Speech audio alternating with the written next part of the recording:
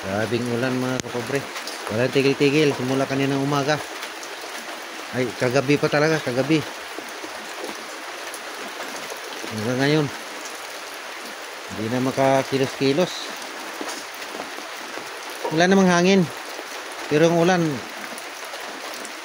Lahat-lahat talaga may ulan oh. Kaya hindi makakilos-kilos. Buti na lang mayroon kaming mga nail bigpit namin mga isda pang ulam. Ayan, nag-iihaw ako mga kapobre. May pugot saka yung tawag sa amin dijing, katambak ba, katambak, may ibang klase yung katambak.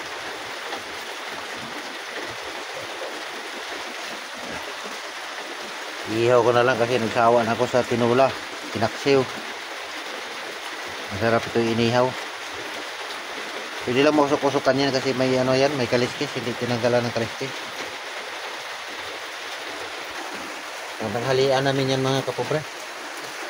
Pero anong oras na ngayon? Mag-alauna na. 10 minutes na lang mag-alauna. Walang trabaho.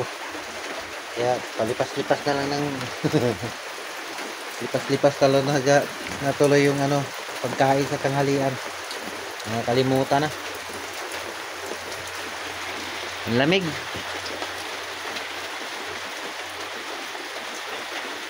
Dito ako sa ano, bukod kasi itong lutuan ko dito. Pag nagluto kami sa kahoy dito, binukod ko ito pag lagay ng bubong. Kasi mausok pag isama daw sa buuhan ng bahay. Binukod ko ito dito. Kailangan ng kahoy ang gatong dito lang. Mayroon naman akong kahoy na kakaunti na ipon.